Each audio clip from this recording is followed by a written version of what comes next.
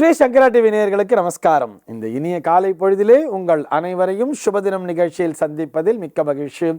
இன்று 20/4/2024 இந்த நாள் எப்படிங்கிறத பார்க்கலாம் வாங்குவோம். இன்றைய தினம் குரோதி வருடம் சித்திரை மாதம் 7ஆம் தேதி சனிக்கிழமை. திதி பார்த்தோம்னா வளர்பிறை துவாதசி திதி இரவு 10:42 வரைக்கும் இருக்கு. அதனைத் தொடர்ந்து வளர்பிறை திரையோதசி திதியானது வந்து விடுகிறது. இன்னைக்கு நட்சத்திரம் பார்த்தோம்னா பூரம் நட்சத்திரம் மதியம் 2:03 வரைக்கும் இருக்கு. அதனைத் தொடர்ந்து உத்திரம் நட்சத்திரம் என்பது வந்து விடுகிறது. மதியம் 2:03 வரை, அதாவது பூரம் நட்சத்திரம் இருக்கின்ற வரை இந்த நாளானது ஒரு சித்தயோகம் கூடிய நாளாக இருக்கிறது. அதனைத் தொடர்ந்து மரண யோகம் என்பதும் வந்து விடுகிறது. இது போக பஞ்சாங்கத்திலே வரக்கூடிய யோகம் அப்படின்னு சொல்லி பார்த்தோம்னா இன்னைக்கு துருவம் அப்படிங்கிற ஒரு நாம யோகத்தை கொடுத்துருக்கா. கரணம் பார்த்தோம்னா பவம் அப்படிங்கிற ஒரு கரணம் காலையில் 9:23 வரைக்கும் இருக்கு. அதனைத் தொடர்ந்து பாலவம் அப்படிங்கிற ஒரு கரணமானது வந்து விடுகிறது. இன்றைய நாளானது ஒரு கீழ்நோக்கு நாளாக அமைந்திருக்கிறது. இன்னைக்கு என்ன ஸ்பெஷல் அப்படின்னு சொல்லி பார்த்தோம்னா இன்றைய தினம் துளசி ஜனனம் க்ஷீரசாகரதா அப்படின்னு சொல்லி கொடுத்துருக்கா. அதாவது துளசியானது இந்த பார்க்கடலிலே ஜனித்த நாளாக இந்த நாளானது பார்க்கப்படுகிறது. இன்னைக்கு ஒரு சனிக்கிழமை நாளாகவும் அமைந்திருக்கிறது. ஆக இன்றைய தினம் அந்த துளசி வழிபாடு செய்வதற்கு மறக்காதீர்கள் என்பதற்காக நினைவூட்டுகிறோம். சென்னையை பொறுத்தவரை இன்றைய தினம் சூரிய உதயம் என்பது காலை 5:56 சூரிய அஸ்தமனம் என்பது மாலை 6:18 சந்திர உதயம் என்பது மதியம் 3:39 சந்திர அஸ்தமனம் என்பது அதிகாலை 4:03 சம்பவிக்கிறது. இன்றைய தினத்தினுடைய ராகு காலம் என்பது காலை 9:02 முதல் பகல் 10:35 வரையிலும், யமகண்டம் என்பது மதியம் 1:40 முதல் 3:13 வரையிலும், குளிகை காலம் என்பது காலை 5:56 முதல் 7:29 வரையிலும் சம்பவிக்கிறது.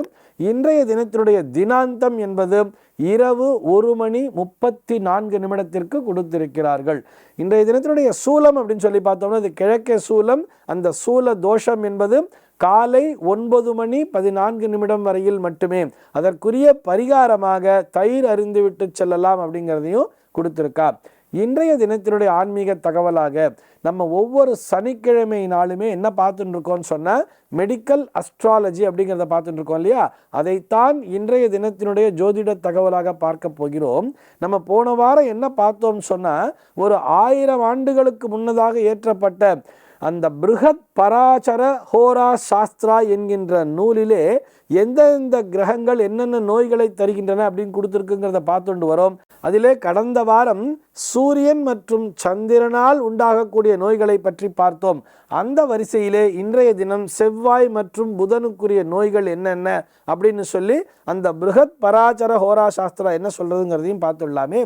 செவ்வாயை பொறுத்தவரை செவ்வாய் என்னென்ன நோய் தரும்னு சொன்னால் இரத்த கசிவு அப்படின்னு சொல்றா. ரத்தம் அப்படின்னு சொல்லிட்டாலே நமக்கு செவ்வாயினுடைய நினைவு அப்படிங்கிறது வந்துடணும். ஒரு இரத்த கசிவு, இரத்த நாளங்களிலே கோளாறுகள், இது போக கரு சிதைவினால் இறப்பு அப்படின்னு சொல்றார். ஒரு கரு சிதைவு உண்டாகுதுன்னா அது காரணம் சந்திரன். அதே கரு சிதைவினால் இறப்பு உண்டாகுது அப்படின்னு சொன்னா அதற்கு காரணம் செவ்வாயினுடைய ஒரு பலவீனமான நிலை அப்படிங்கிறதையும் ஞாபகம் வச்சுக்கணும். அந்த இரத்த போக்குங்கிறது அளவுக்கு அதிகமாக போய் அதன் மூலமாக இறப்பு வந்துடுறதுன்னு சொன்னால் அதற்கு காரணம் செவ்வாய் என்பவர் தான். அதே மாதிரி அதிக மாத விடாய் வெளியேறுதல் அப்படின்னு சொல்கிறார். ஊமை காயம், சின்னம்மை, சீதபேதின்னு சொல்லுவா தெரியுமா. சீதபேதிங்கிறது வேற, வெறுமன பேதிங்கிறது வேற. சீதபேதி அப்படின்னு சொன்னால் அது வந்து அந்த டிசென்ட்ரின்னு சொல்கிறா இல்லையா. லூஸ் மோஷன்கிறது வேற, டிசென்ட்ரிங்கிறது வேற. இந்த சீதபேதின்னு சொன்னால் அந்த ரத்தத்தோடு கலந்து போகுது இல்லையா, அங்கே ரத்தம் அப்படிங்கிறது வந்துடுறதுனால அந்த இடத்திலே செவ்வாயானவர் தன்னுடைய பணியை செய்கிறார்னு அர்த்தம். ஆக இந்த சீதபேதிக்கு காரணம் வயிற்று கடுப்பு அப்படின்னு சொல்லுவா. அதாவது குத்தி குத்தி வலிக்கும் ஒரு மாதிரி, அந்த வயிற்று வலியே ஒரு மாதிரி குத்தி குத்தி வலிக்கிற மாதிரி இருக்கு இல்லையா, அந்த வயிற்று கடுப்பு. வெட்டுக்காயம் சொல்றா. ஒரு இடத்துல ஒரு வெட்டுக்காயம் வந்துடுறது, ஒரு சிராய்ப்புங்கிறது வர்றது, ஒரு குடல் இறக்கம் அப்படின்னு சொல்றா. அந்த ஹெர்னியான்னு சொல்றா இல்லையா, அந்த குடல் இறக்கம். அதே மாதிரி சொறி, சிரங்கு, இரத்த இழப்பு, இரத்த பெருக்கு, தொண்டையில் அதிக சூடு, உள்நாக்கு வளர்ச்சிங்கிறா. உள்ள ஒரு நாக்கு வளருது அப்படின்னு சொல்றா தெரியுமா, அந்த உள்நாக்கு வளர்ச்சி. அதே மாதிரி இனப்பெருக்க உறுப்பின் வெளிப்புறத்திலே உண்டாகக்கூடிய கட்டி அப்படின்னு சொல்றா. தோல் வலி, நிறைய பேர் பார்த்தோம்னா தோல் அடிக்கடி வலிச்சுக்கிட்டே இருக்கு, இந்த இடத்துல வலிக்குது அப்படிங்கிற மாதிரி சொல்லுவா தெரியுமா, அந்த தோல் வலிக்கும் காரணம் இந்த செவ்வாய் தான். அதே மாதிரி மார்பிலே ரோகம்னு சொல்றா, மார்பிலே வரக்கூடிய இந்த மார்பு பகுதியிலே வரக்கூடிய வியாதிகள், அந்த ரோகங்கள். அதே மாதிரி தசை நார் கிழிந்து போகுதல், தசை நார் கிழிகிறது, எலும்பு சவ்வு அறுபடுதல் அப்படின்னு சொல்றா. அதாவது இந்த லெஜமெண்ட்னு சொல்லுவா, லெஜமெண்ட் வந்து டார் ஆயிடுச்சு சார், நான் காலை வேகமாக அழுத்தி வச்சேன், எங்கேருந்தோ குதிக்கும் போது வேகமாக அழுத்தி வைக்கும் பொழுது இந்த காலில் லெஜமெண்ட் டார் ஆயிடுச்சு அப்படின்னு சொல்லுவா தெரியுமா, அந்த எலும்பு சவ்வு அறுபடுதல் அப்படின்னு சொல்றா.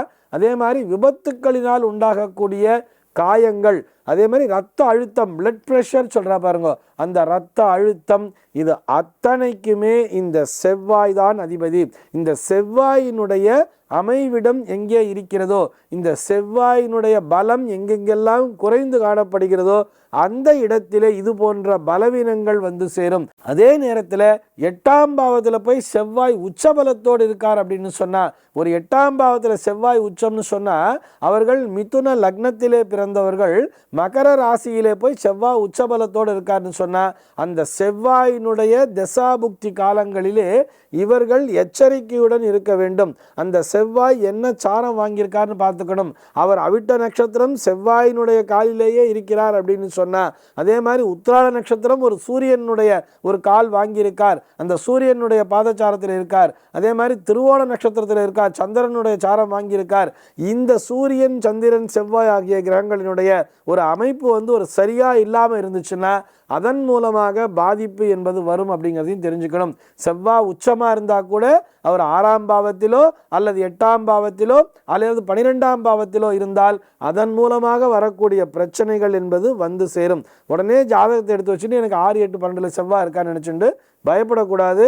மீண்டும் ஒரு முறை அந்த பாயிண்ட்டை சொல்கிறேன், அந்த செவ்வாயினுடைய தசாபுக்தி காலங்களில் மட்டும்தான் எச்சரிக்கையோடு இருக்க வேண்டும் அப்படின்னு சொல்லியிருக்கா.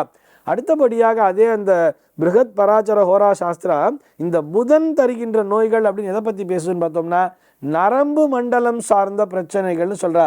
புதன் அப்படின்னு சொன்னாலே நமக்கு நெர்வஸ் சிஸ்டம் அப்படிங்கிறது ஞாபகத்துக்கு வந்துடணும். இந்த நெர்வஸ் சிஸ்டம், அந்த தலைமைச் செயலகமாக மூளையை பார்க்கிறோம். இந்த மூளையில் ஒரு சின்ன சலனம், இந்த நரம்பு மண்டலம் சார்ந்த பிரச்சனைகள். அதே மாதிரி பார்த்தோம்னா இந்த எபிலிப்சின்னு சொல்லுவா தெரியுமா, அதாவது திடீர்னு இந்த காக்கா வலிப்புன்னு சொல்கிறா இல்லையா, இதற்கும் அந்த புதன் தான் காரகத்துவத்தினை பெறுகிறார். அந்த புதனுடைய வீக்னஸ்னால தான் அந்த நரம்பு மண்டலத்தில் ஏதோ ஒரு பாதிப்புங்கிறது வந்து இந்த மாதிரி பிரச்சனைக்கெல்லாம் ஆளாரா. அதே மாதிரி ஜன்னி அப்படின்னு வந்துடுது, ஜன்னி கண்டுறதுன்னு சொன்னாலும் அதுக்கும் புதன் தான் காரணம். மூளை சார்ந்த நோய்களுக்கும் புதன் தான் காரணம் சொல்கிறார். சுளுக்குன்னு சொல்கிறா தெரியுமா, இந்த கை காலில் சுளுக்கு வந்துருச்சு சார், நரம்புலாம் சுற்றிக்கிச்சு, நரம்பு வந்து ரிலீஸ் ஆக மாட்டேங்குது அப்படின்னு பிரச்சனை வந்தாலே இந்த சுளுக்கின் காரணமாக நரம்பு வலிக்குது, இந்த நரம்பு ரிலீஸ் ஆக மாட்டேங்குது அப்படின்னு சொன்னாலே அங்கே புதன் என்பவர் தான் பிரதானமாக பிரச்சனையை தந்து கொண்டிருக்கிறார் என்பதையும் புரிந்து கொள்ள வேண்டும். சுளுக்காகட்டும், நம்ம ஏற்கனவே பார்த்த மாதிரி இந்த வலிப்பு நோய்கள், கை கால் நடுக்கம்னு சொல்லுவா. ஒரு சில பேருக்கு கை காலில் அப்படியே ஸ்டெடியாகவே நிற்காது, அப்படியே நடுங்கிட்டே இருக்கும் தெரியுமா, அந்த கை கால் நடுக்கம். இதே மாதிரி முக்கியமாக குடல் புழுக்கள்னு சொல்கிறா. குடல் புழுக்கள் இதற்கு காரணம் அதே தான், புதன் தான். இந்த சந்திரன் வந்து சின்ன குழந்தைகளுடைய வயிற்றில் பூச்சி வர்றதுக்கு தான், நாக்கு பூச்சி மாதிரி இருக்கிறது தான் சந்திரன் காரணம் சொன்னோம். ஆனால் பொதுவாக ஒரு மனிதனுடைய உடம்புல வந்து இந்த குடலில் புழு இருக்குன்னு சொன்னால் அதற்கு காரணம் புதனுடைய வீக்னஸ் தான். அதே மாதிரி இந்த பித்த உடம்பு சார், அப்படியே பித்தம் தூக்கிருச்சு அப்படின்லாம் சொல்கிறா தெரியுமா, இந்த பித்தத்திற்கு காரணமும் இதே புதன் தான். அதே மாதிரி தூக்கமின்மை, சரி படுத்தா சரியாக தூக்கம் வர மாட்டேங்குது, ஏதோ சிந்தனை ஓடிண்டே இருக்கு அப்படின்னு சொன்னால் இதற்கும் இந்த புதன் தான் காரணம் என்பதை புரிந்து கொள்ள வேண்டும். இப்படி இந்த செவ்வாய் மற்றும் புதன் தரும் நோய்களாக அந்த பிருகத் பராச்சர ஹோரா சாஸ்திரா என்ற நூல் தெளிவாகவே சொல்கிறது. அடுத்த வாரம் நாம் குரு மற்றும் சுக்கிரன் தரக்கூடிய அந்த நோய்களை பற்றியும் பார்க்கலாம். இந்த தகவலோடு இன்றைய தினம் நான் உங்களிடமிருந்து விடைபெற்றுக் கொள்கிறேன். மீண்டும் உங்கள் அனைவரையும் நாளைய தினம் ஒரு சுவாரஸ்யமான தகவலோடு சந்திக்கிறேன். எம்பெருமானினுடைய திருவருளினாலே இந்த நாள் உங்கள் அனைவருக்கும் சுப தினமாக அமைவதற்கு வாழ்த்துக்கள்.